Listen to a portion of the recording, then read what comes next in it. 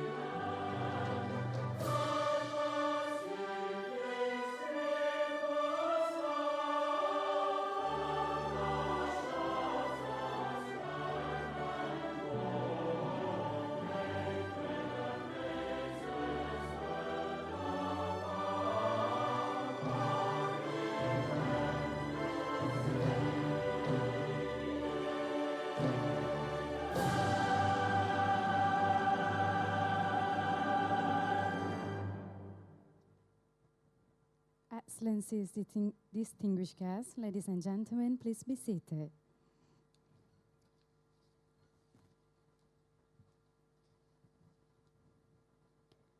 The Honourable Justice Sir Edward Taihakure Duri, formerly High Court Judge of New Zealand, Chief Judge of the Maori Land Court and wife, Yang Berhormat Dato' Alexander Natalinggi, Deputy Minister, Ministry of Rural and Regional Development, the Honourable Chief Justice Tan Sri Dato' Sri Panglima Richard Malanjum, Chief Judge for Sabah and Sarawak, Yang Teramat Mulia Tunku Dato' Dr. Sophia Jiwa, Founder of the Tun Suffian Foundation, Yang Berbahagia Tan Sri Dato' Indra Dr. Abdul Aziz bin Abdul Rahman, Chairman of the Tun Suffian Foundation. Welcome to the 10th Tun Suffian Memorial Lecture entitled Indigenous Law and Responsible Water Governance.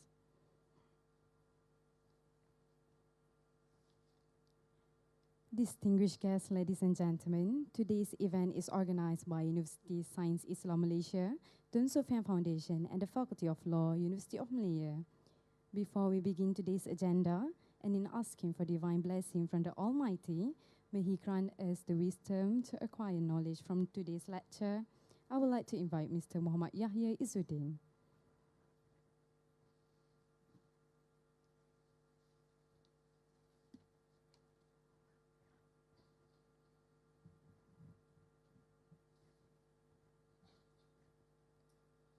أعوذ بالله من الشيطان الرجيم بسم الله الرحمن الرحيم الحمد لله رب العالمين والصلاة والسلام على أشرف الأنبياء والمرسلين وعلى آله وصحبه أجمعين. In the name of Allah, the most merciful, the most kind. O Allah, we beg Thee to bless our humble gathering on this honorable day and days hereafter and seek Thy protection so that this gathering may be protected from all evils that may taint this honorable day. Extend Thy protection to our honorable guest, Justice Sir Edward Tahakuri Duri, here to enlighten us in indigenous law and responsible water governance. Our teacher, our light to illuminate us in our darkness. O Allah, we as your humble and obedient servants lift our faith to you. Ya Allah, Ya Rahman, Ya Rahim. O Allah, verily we ask you to broaden our mind so that we may attain valuable knowledge for the good of mankind. Open our eyes so that we are not blind to distress that has been disturbing our society. Accompany our compassion with strength to overcome any obstacles in our path for the betterment of humanity. Ya Allah, Ya Zal Jalali wal Ikram. O Allah, the giver of honor, we have been given the noblest duty as Khalifah to lead mankind. O Allah, water is your blessing, your gift upon mankind on this dusty earth. Provide us with a full knowledge of indigenous law and unite us for the right solution for responsible water governance. Grant us strength so that your gift will not be squandered needlessly and to make appropriate actions on the issue we agreed upon. O Allah, you are our strength and you are our support. For your sake we go forth, and for your sake we advance, and for your sake we fight for the betterment of mankind. O Allah, you are the most forgiving and the one who loves forgiving. Therefore forgive us, your humble servants, and we wish all those present in this gathering any benefit from the knowledge obtained today. ربنا آتنا في الدنيا حسنة وفي الآخرة حسنة وقنا عذاب النار سبحان ربك رب العزة عما يصفون والسلام على المرسلين والحمد لله رب العالمين. الله منكم.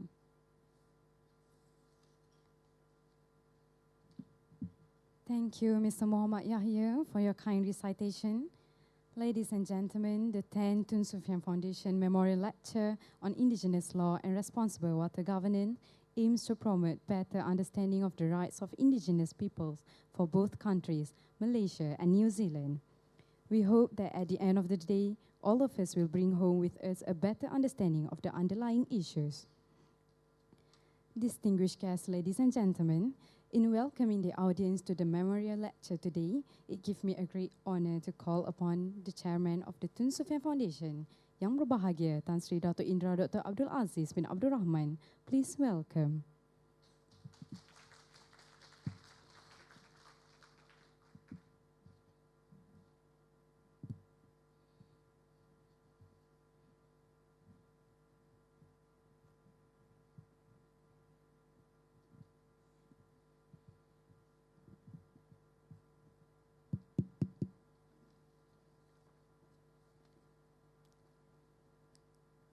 Assalamualaikum warahmatullahi wabarakatuh.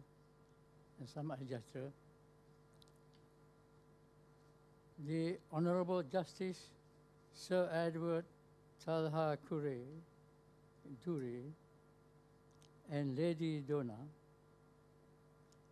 Yang Amat Arif Tan Sri Datuk Sri Panglima Richard Malanjum, Chief Judge of Sabah and Sarawak,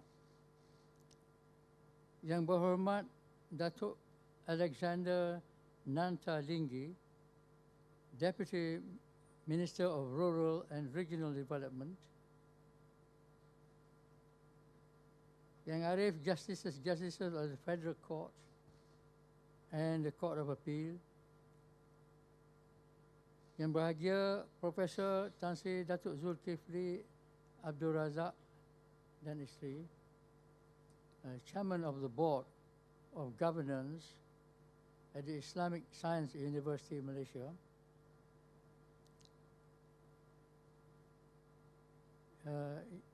Associate Professor Dr. Johan Samsudin,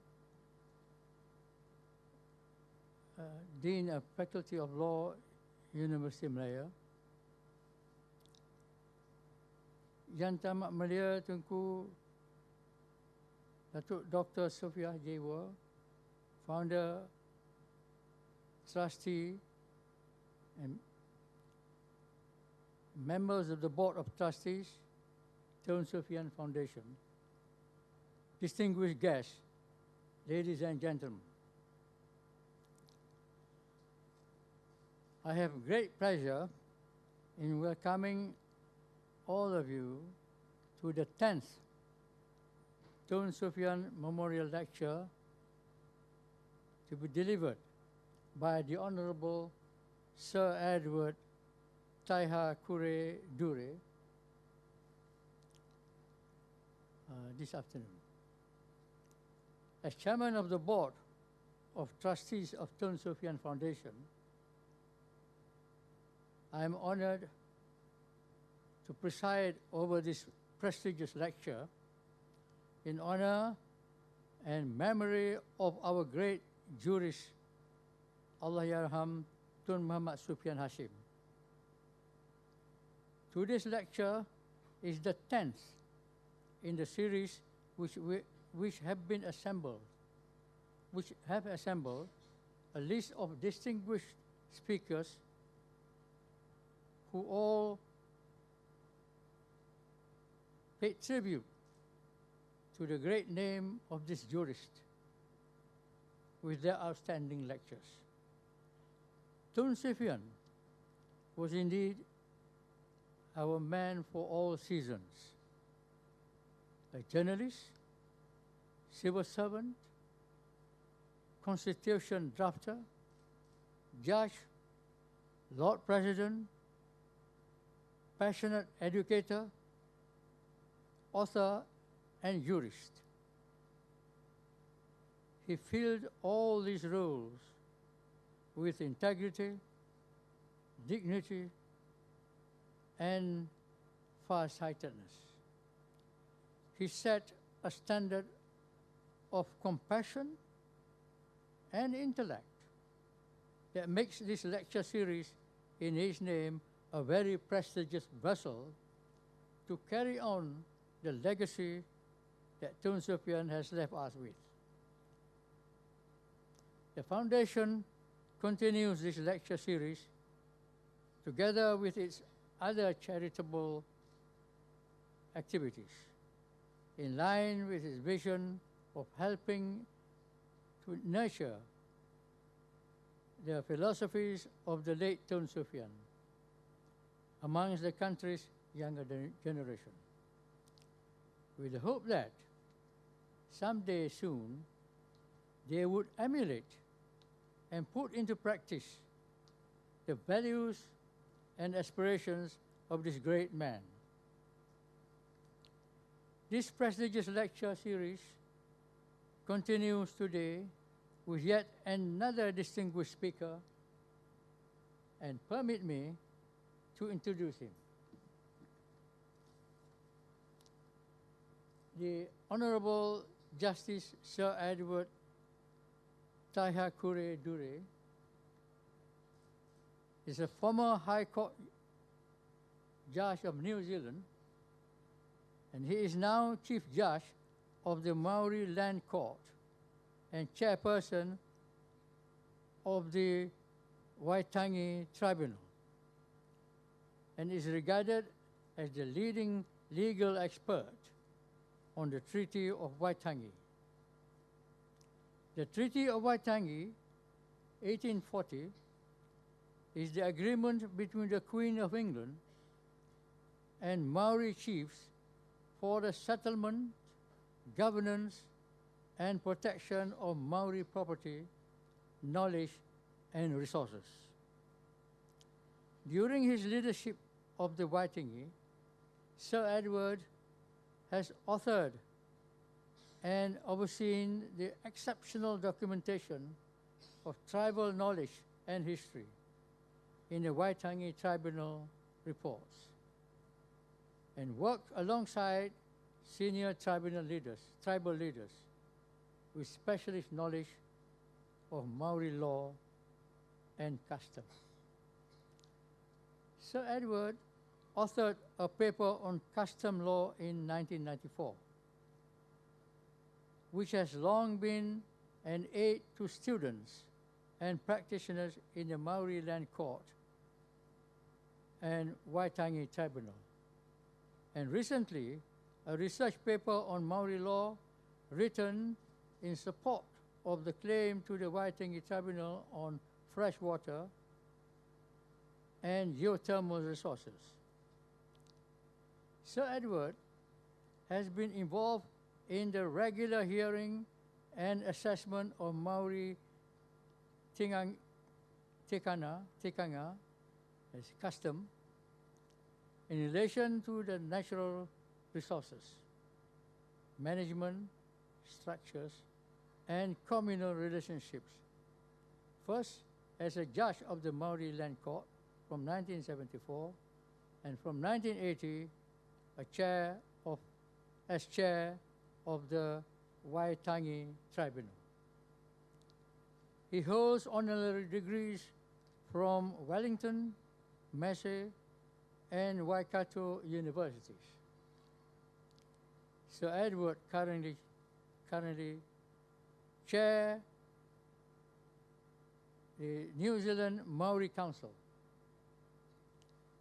In the year 2008, New Year's Honours List, he was appointed a Distinguished Companions of New Zealand Order of Merit, which was later converted to Knight Companion of New Zealand Order of Merit in 2009. Distinguished guests, ladies and gentlemen, it gives me great pleasure in inviting the Honorable Justice Sir Edward Taihakure Dure to deliver the 10th Tun Suffian Memorial Lecture entitled Indigenous Law and Responsible Water Governance. Thank you very much.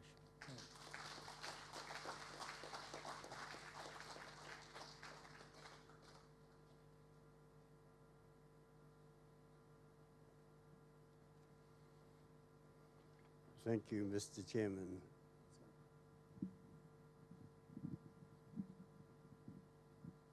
It's wonderful to see how the young people understand technology. The Honourable, the Chief Justice and Chief Judge for Sabah and Sarawak, the Honourable Datuk Alexander, the Deputy Minister and for the Ministry of Rural and Regional Development, Professor Zul Abdul Razak, Chairman of the Board of Governance for USIM, Her Highness Tunku Datuk, the founder of the Tun Suffian Foundation, Excellency Tan Sri Dato Dr. Abdul Azim Abdul Rahman, Chairman of the Tun Suffian Foundation, the Professor Johan, the Dean of the Faculty of Law, the University of Malaysia, distinguished guests, ladies and gentlemen, students, Salama Patang, Tēnā koutou.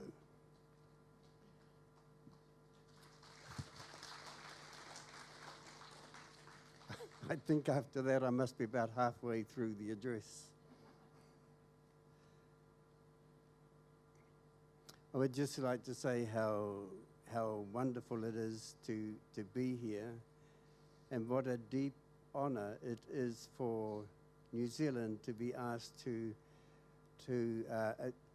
make this address about one of the leading jurists in the country who took a lead at such a significant and important time after the establishment of the Federation, and who obviously won the admiration and the hearts of so many people here. It is truly a big honor to be here to deliver this lecture and to just to be in this extraordinary country where one gets this sense of open spaces, of trees, and of large buildings emerging above the trees. There seems somehow to be all the space in the world in this country, and you have a very beautiful country, and you should be very proud of it. Had I met the fourth Lord President, Tun Suffian, I would have been very keen to know of the experience of a Malay boy brought up under colonial rule, who at the age of 31 became the first Malay to be a magistrate. I know just a little of the experience. I was brought up as a Maori under an English legal system and became the first Maori to be appointed a judge of the Maori Land Court at age 34. But that's where the comparison ends. Tun Suffian, by age 44, was a High Court judge.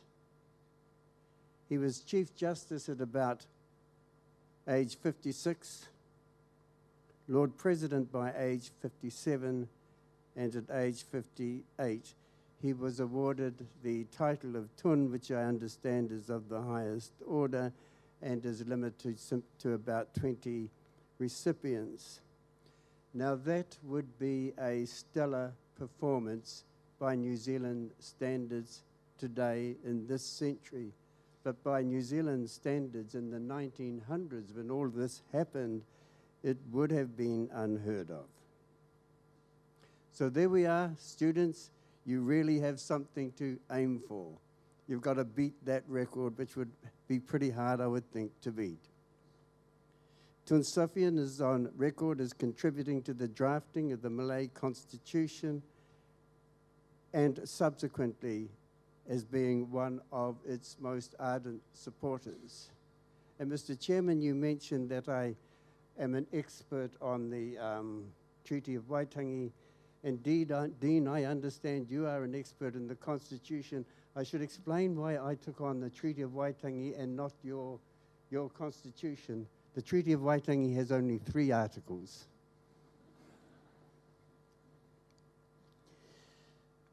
In New Zealand, we don't have a written constitution.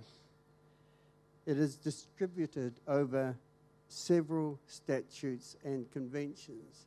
And there is a very strong argument for a single constitutional document in New Zealand. Nonetheless, notwithstanding our dispersed constitution, the New Zealand courts have, I think, been effective in maintaining and advancing democratic principles and the rule of law. It has maintained an independent judiciary. It has maintained an independent bar. But since the 1980s, the New Zealand courts have done so with increased sensitivity to cultural minorities and in particular the indigenous minority. Just this month in New Zealand we celebrated Maori Language Week, which is a week which celebrates the great drive in New Zealand to re-establish Maori as a language that is spoken not just by Maori but by New Zealanders generally. I was reminded that Tun Suffian's recognition of the national language of Malay in the Merdeka University case would have struck a welcome chord among the growing numbers of New Zealand promoting the language today. So there is a great deal I would like to know about the role of a Malay boy and the role that he might have played last century in bringing to the British common law a distinctly Malay intelligence. Maori interest in Malaysia grew following the period from about 1959 to 1963, when our most prominent Maori warrior, the highly respected Sir Charles Moihi Bennett, was New Zealand High Commissioner to the newly independent Federation. At age 29, Sir Charles was commander of the Maori Battalion in the Second World War. Sir Charles became a personal friend of the first Prime Minister, Tunku Abdul Rahman, and in 1963, he was awarded a Malaysian title as Honorary Commander of the Order of the Defender of the Realm. And at that time, some 4,000 New Zealand soldiers served here in Malaysia.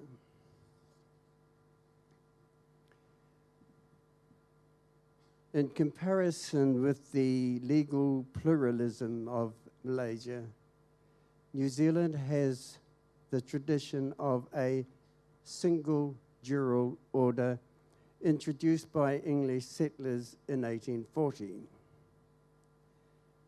By 1858, the British settlers outnumbered the indigenous Maori, who are now 15% of the population. Nonetheless, and despite our not having your section 160 of your constitution, the common law in New Zealand recognizes native custom as a source of law, and significantly, English law applies only so long as it is applicable to the local circumstance. Can I just explain that? Some of you may know that England has a rule that the owners of lands on either side of a river, the riparian lands, owned to the centre line.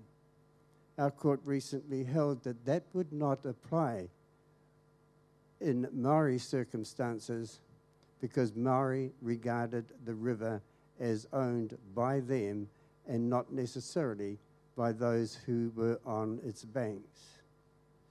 So that has some significance in the way that we approach the difference between Maori and English law.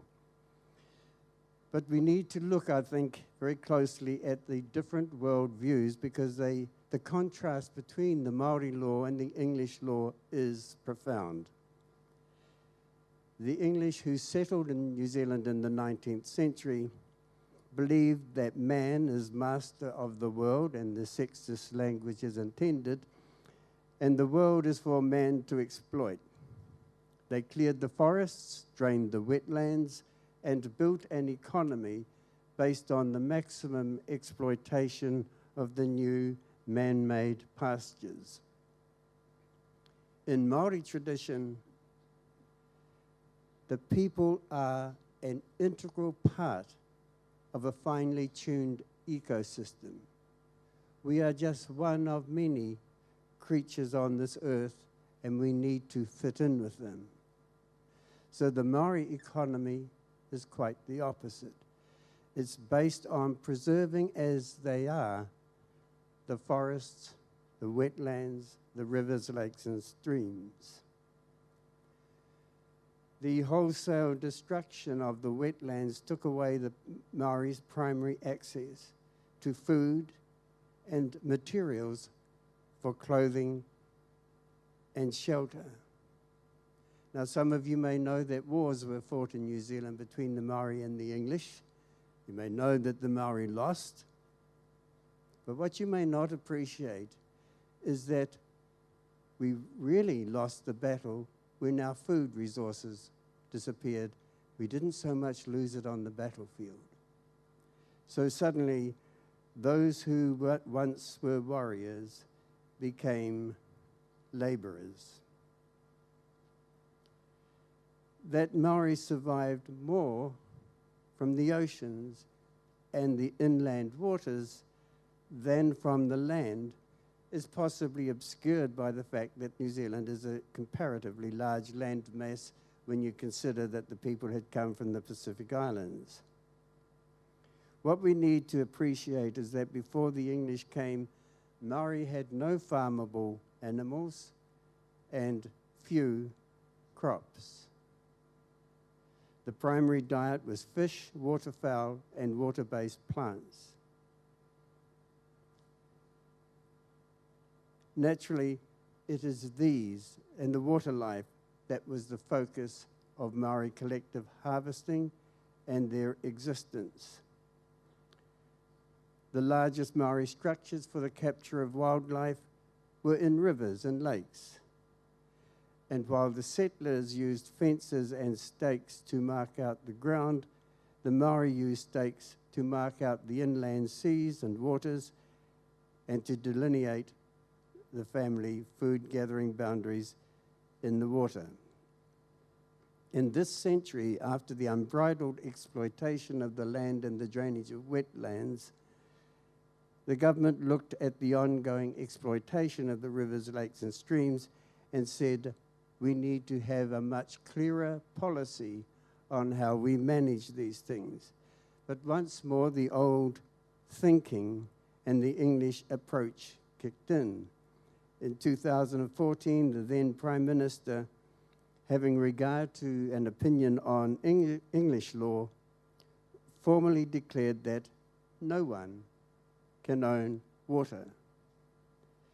The consequence, in his view, was that subject to obtaining the necessary local authority consents, the commercial interests could exploit the natural water bodies for free on a first-come, first-served basis.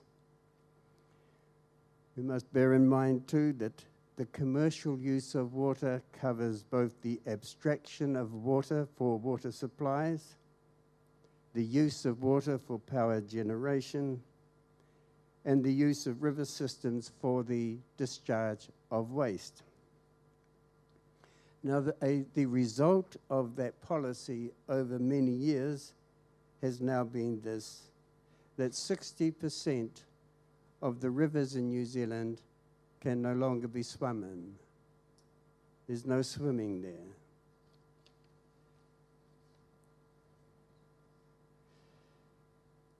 A vastly different approach was then put up by the New Zealand Maori Council, a statutory body to represent Maori interests and of which I am the chair. And the council argued that the tribes had a proprietary interest in water bodies.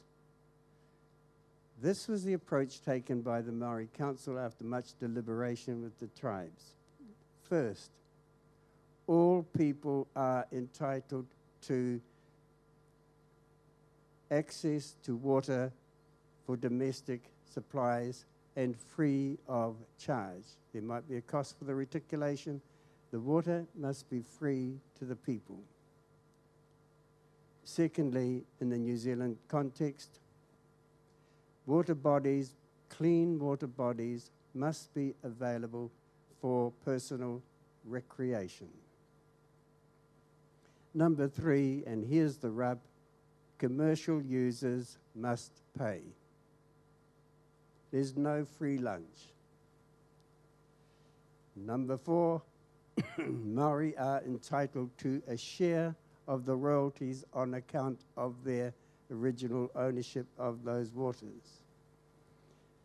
Number 5, there must be careful monitoring of the waters, and that should be met from the costs from the royalty income. Number 6, the monitoring of those waters must be done independently.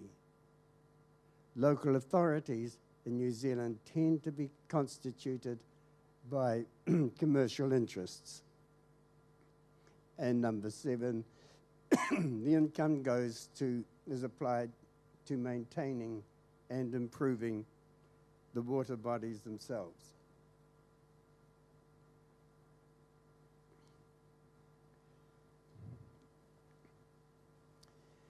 To counter the Prime Minister's statement that no one can own the water,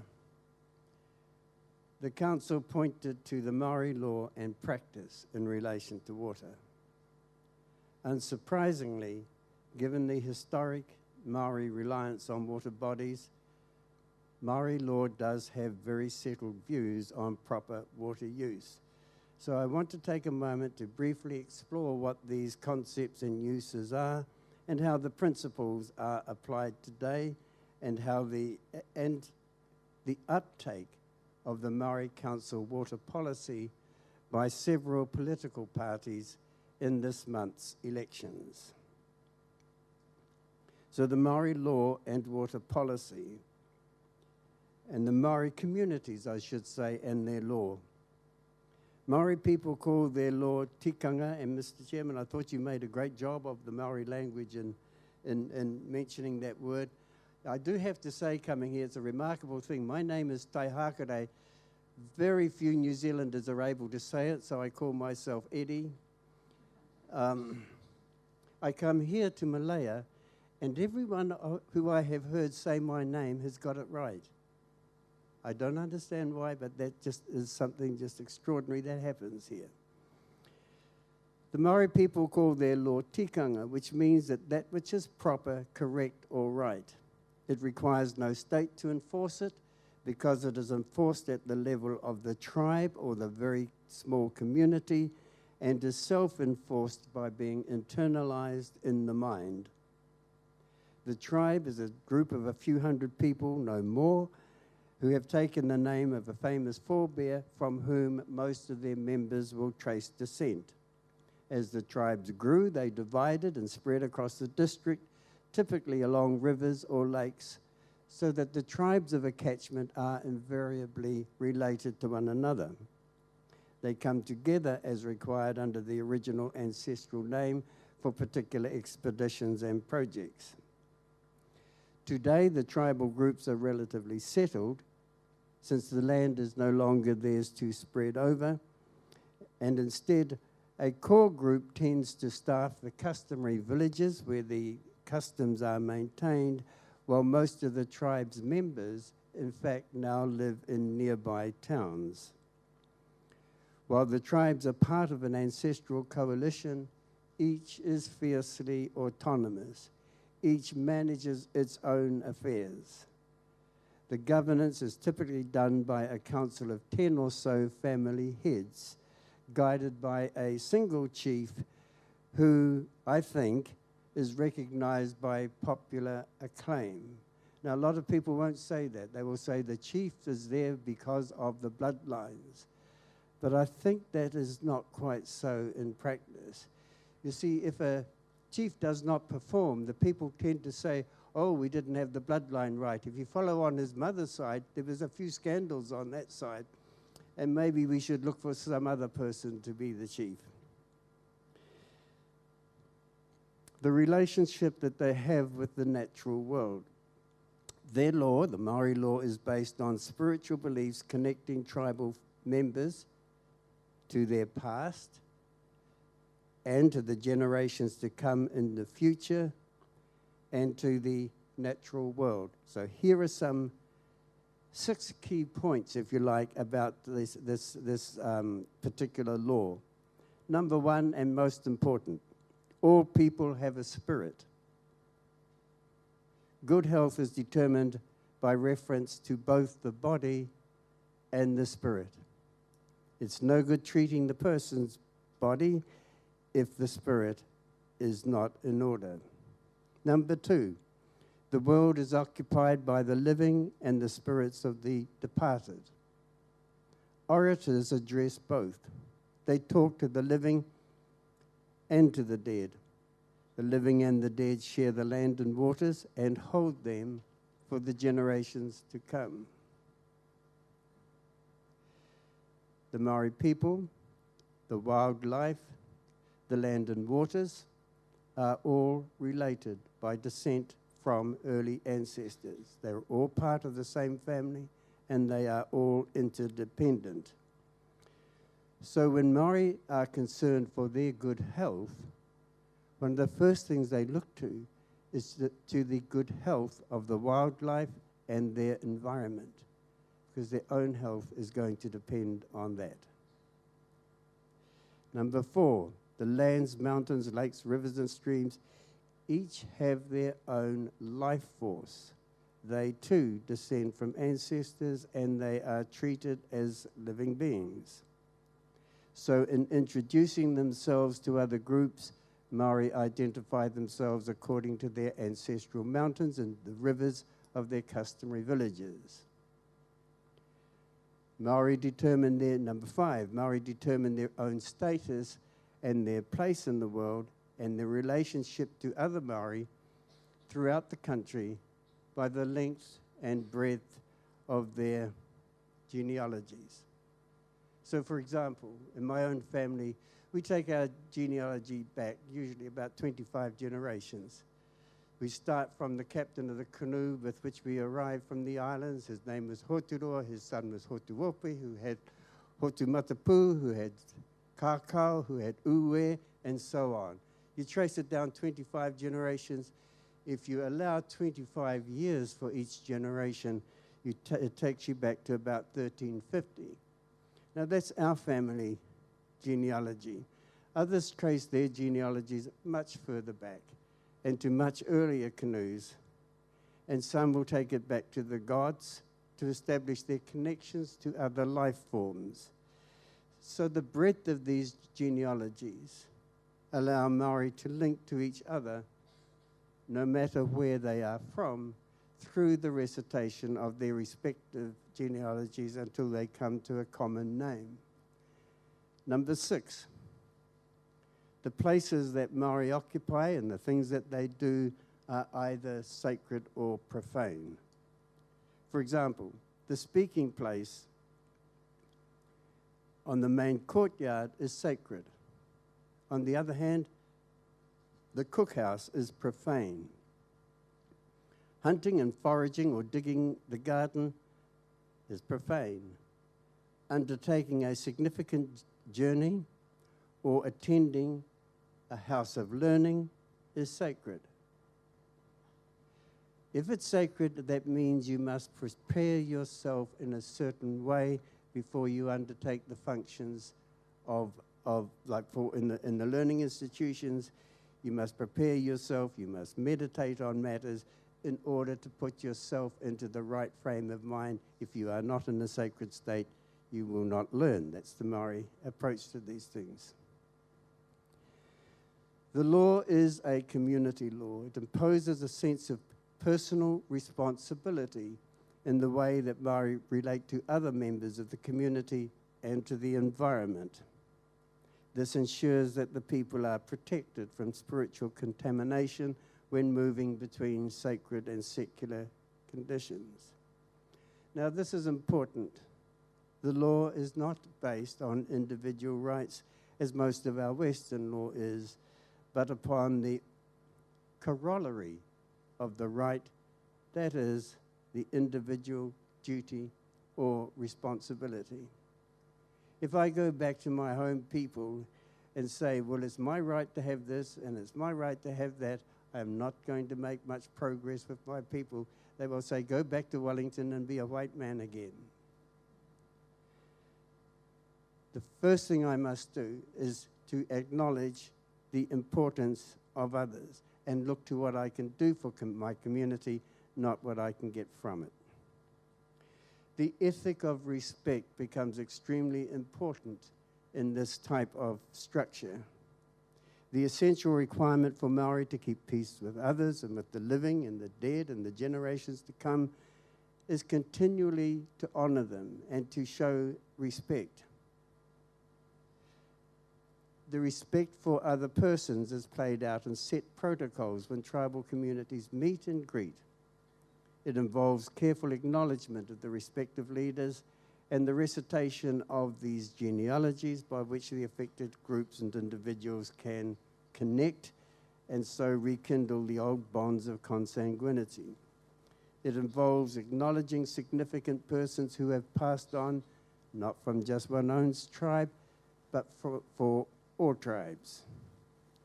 The ideal conduct for Maori groups in treating with one another is to host each other generously and biting your tongue to extol each other's virtues. One should seek to enhance the standing of others rather than oneself through words and by demonstrative acts of love, generosity, and care. Then turning to the natural world, the respect is played out in much the same way. Respect is played to the lands and waters in everyday activities. For example, Propitiations are made to the god of seas and water life before going out on a fishing expedition, because you are seeking the permission of Tangaroa to take of his bounty.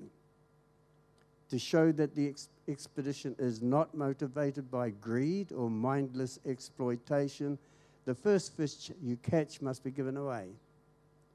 No more must be taken than is necessary for what you can consume, and the first large catch must be for the elderly and the needy. To ensure the survival of each species, the breeding stock must be preserved, and so for that purpose you must understand the correct life cycle of each creature that you are taking. To maintain the environment from which fish are taken, the fish are not gutted on the water, but only well inshore. Even the shells of shellfish must be taken inland for disposal, and no form of waste is discharged to water. On landing, the baskets of the catch are not dragged across the beach, but they are carried so as not to disturb the shellfish in the sand. On lifting a rock in a river to take the freshwater crayfish or the abalone from the coastal rock pools, the rock must be replaced in the position that it was, so that the life force of the water body is not disturbed. And so on land, it carries on in much the same way. No great tree is felled without permission of the forest god. If it's a major tree, it should not be felled for personal use, but for the community villages and their meeting houses or the making of a new canoe. In other words, that which you do must have first and foremost the people in mind. The grand house of the community is the meeting house for all. The people's homes are modest, and the home of the chief must not be grander than the home of the least person in the community. Turning again to the water bodies, the rivers, streams, lakes, and so on, these too are ancestral entities and are addressed as living organisms. And again, in Maori terminology, a water body has its own life force, its own distinct character, its own personality, and its own authority. Water, too, is seen to come from the gods. The water protects people when undertaking sacred functions and releases them from a sacred state. It assists those who are sick through spiritual imbalance or contamination. Spring water is preferred for most rituals, flowing water for child baptism, and the still water of a pool to assist in the retention of knowledge. Washing and bathing is conducted in separate streams where that is practicable, or otherwise in discrete parts of the river, usually by carrying the water away from the river's edge in order to wash. As I've said, waste, including human waste, is discharged only to land and never to water. The contamination of water was not just a wrong, but a spiritual offense, which would bring misfortune to the offenders and their tribe.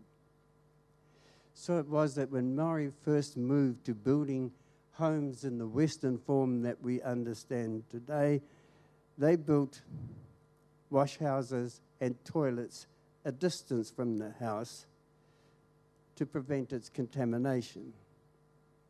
And the waste was discharged to land pits. When I was a youngster, the local authority required that all the homes would have a toilet inside the house. So we complied, and we put one in and a septic tank, but no one was allowed to use it. Boiled water used for cooking is seen as dead water and is not discharged to living water that supplies food. The kitchen sink where food is prepared could not be used for washing clothes or the body.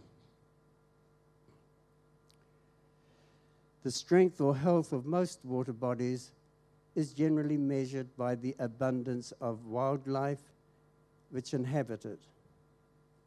The waterfowl are presented as guardians who both protect the water body and the associated tribe.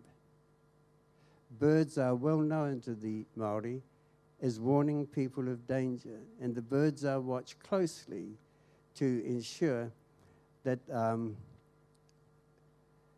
that the survival of the people is properly reared. Let me illustrate it this way. For our own river, in the 1930s, it was polluted by a freezing works, which it was established up the road, upriver. It turned into a state where we could barely use it, but the old people watched closely the birds. And once the birds left the river, that's when they declared to all us kids that the river could no longer be used. It's the birds who inform you of what is the right time to tell you when your river is in danger. Going then to the means of enforcement, how did the tribes enforce some of these rules? Well, while there are definite no-go areas in Maori law, the main focus is actually on aspirational values. So that one strives to be like the famous forebears, to be courageous, generous, caring of others, strong but humble, and so on. So occasional lapses are overlooked if overall the person is striving to do good for the people. The focus is not on punishing the bad in persons, but on encouraging them to give of their best. It's quite another way of approaching things. For example, when I went to school and I won some prize for arithmetic or whatever it was at the local school, and I went home to my parents to say, look at the prize that I have got, their first question was, where did your cousin come? And then I said, well, I don't think he got anywhere. They said, well, you must go and sit with your cousin and teach him what you know. It's not a case of whether you've done so good. It's always about how you care for the others in the community group. Compliance with the law is largely self-enforced, driven by shame or the fear of spiritual retribution. The driver for doing good is simply community recognition. The focus is on maintaining balance rather than in punishing persons. For example, if something is stolen, something has to be taken in order to replace it. And you might find this a bit strange, but if a child drowned through no one else's fault, the family might still be punished to compensate for the community's sense of loss. So going back to what the Prime Minister said when he declared that no one owned water, to Maori it was the essence of life. Some implicitly agreed with the Prime Minister because of Maori law, land and water are not capable of being owned in the sense of private ownership of a tradable commodity. Maori were only caretakers of the land for future generations. But what the tribes had, I believe, was something more than ownership. It was exclusive authority over the land and the waters while it was in their districts. They were subject to regulation by no one. They would admit to no rules from a local authority. They had the power to exclude access and use by others. So although Maori people do say that they don't own the water, I think if you examine their concepts, they more than own it.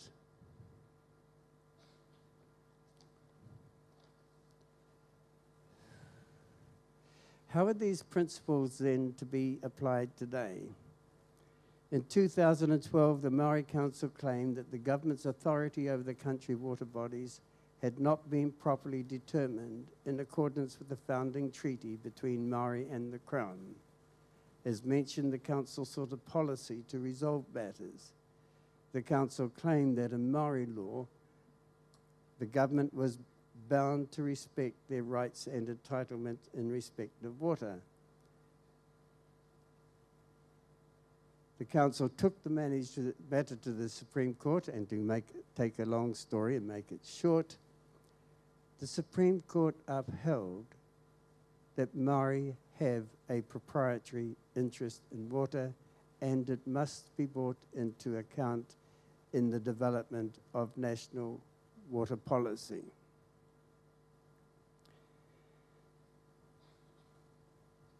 The council was particularly opposed to the prevalent English law approach, which sets bottom lines for human conduct and punishes transgressors. The council pointed out that this had led to widespread and graphic pollution. The Maori Council pointed to the aspirational top lines of Maori law. In other words, they're saying there shouldn't be a law that says you can pollute so long as it doesn't pollute too much. You had to have a law which encouraged you to aim for the very best in water management and control. Well, all of this might seem rather strange in a law that is based very much on superstition. But the remarkable thing that we had in New Zealand just before the last election this month was that 4 of the major political parties agreed to adopt the Maori approach to the maintenance of water. And this, I think, is a big thing about it. We can learn so much from other cultures, and it can help us set aside so much of the myths and shibboleths of our own. And so I think back to that Malay boy who was born into the richness of a Malaysian culture, but rose to the highest position in the legal system, largely inherited from abroad. And when I think of Tun Suffian, I keep thinking of this. What an extraordinary potential there would have been to develop the law when one had such a wide-ranging set of principles from one's own experience and customs by which the law could be developed. Thank you.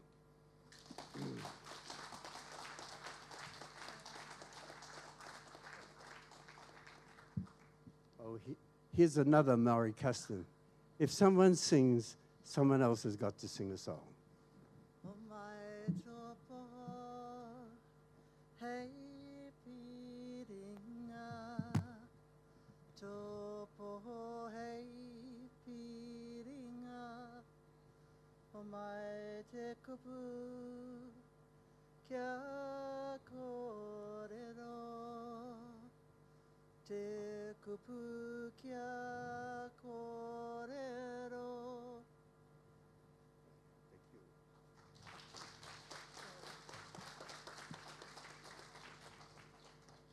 Thank you very much, Honourable Justice, for the enlightening memorial lecture.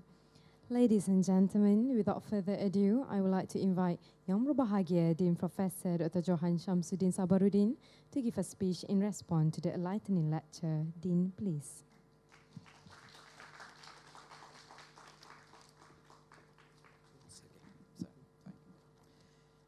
Bismillahirrahmanirrahim. Assalamualaikum warahmatullahi wabarakatuh. Very good evening. Honourable Justice Sir Edward Tahakure Duri, distinguished guests, ladies and gentlemen, we have just heard from the learned judge a profound and thought-provoking lesson on responsible water governance based on indigenous law in New Zealand, a lesson to be offered to all of mankind if we are to preserve this earth for our future.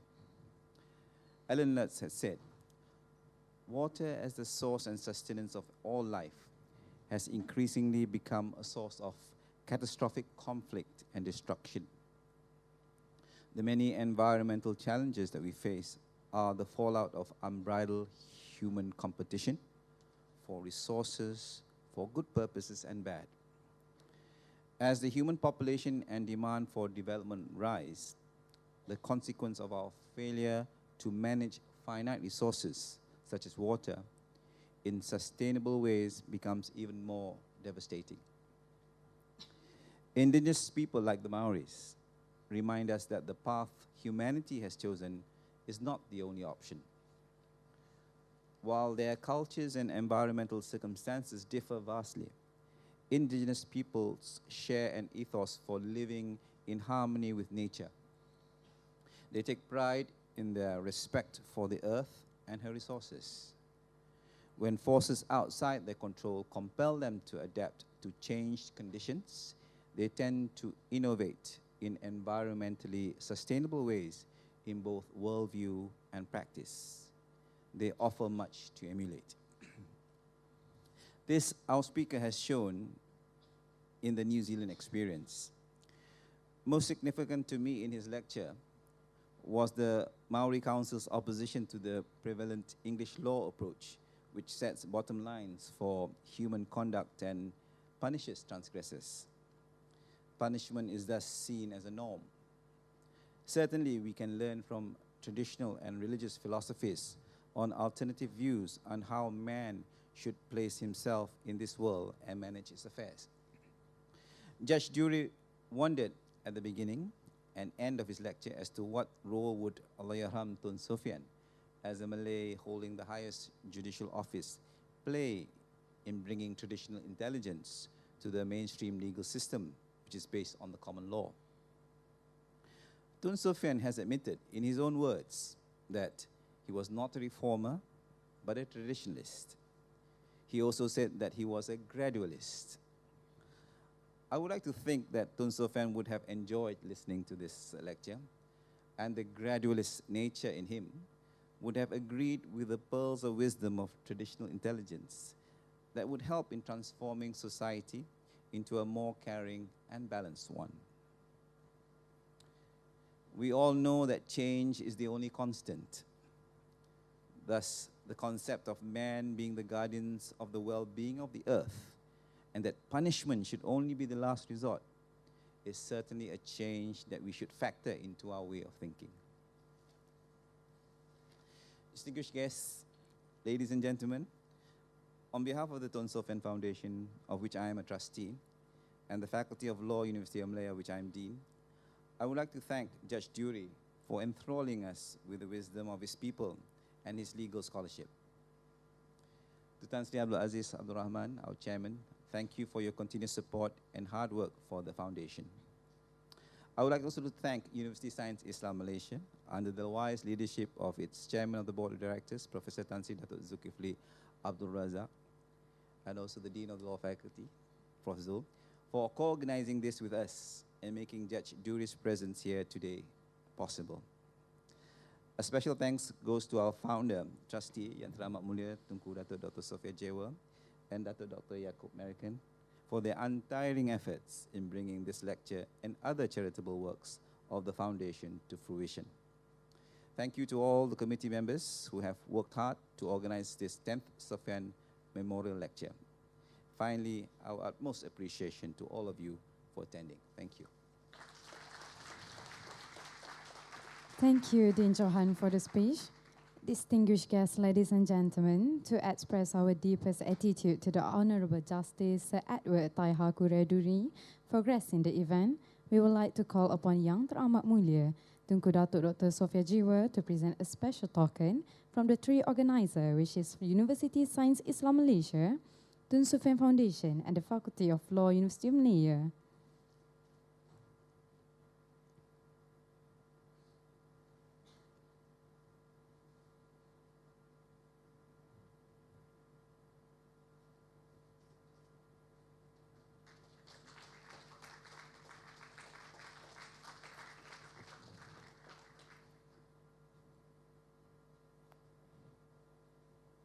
Thank you very much, Yang Teramat Mulia Tunku.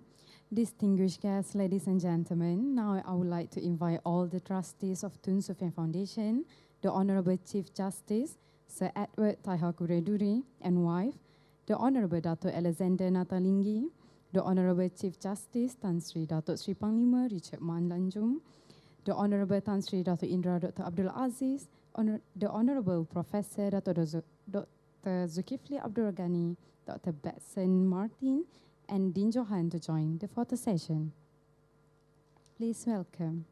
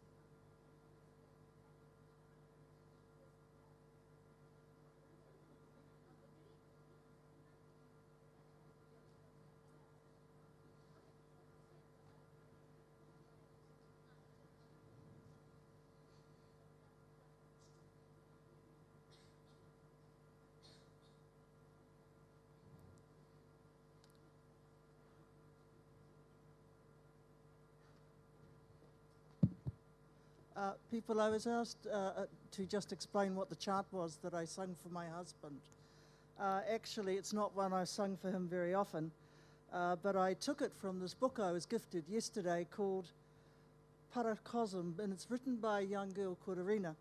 And she opens her book by saying her book is for the world and for everyone who has marked their existence in her life.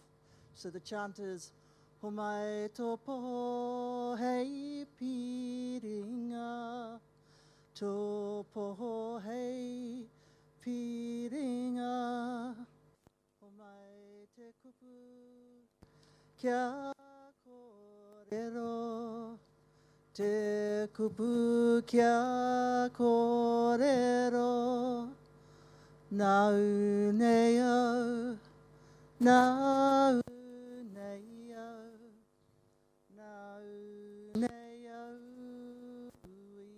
It's a chant written for children to explain their place in the world.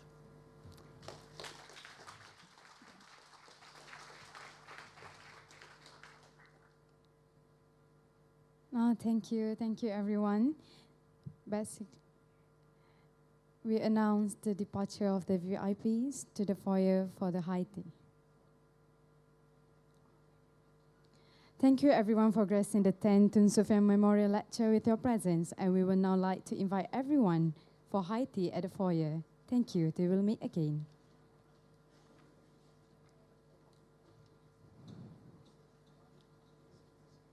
As for your kind attention, you will have received a complete text of the lecture by the Honourable Justice Sir Edward, and if you turn to page 3 of the booklet, you will see the Honourable Justice's name without his signature. Therefore, I am pleased to inform you that the Honourable Justice has agreed to autograph above his name to every purchaser of Paracosm available at the counter for today only at 20 ringgit. Thank you.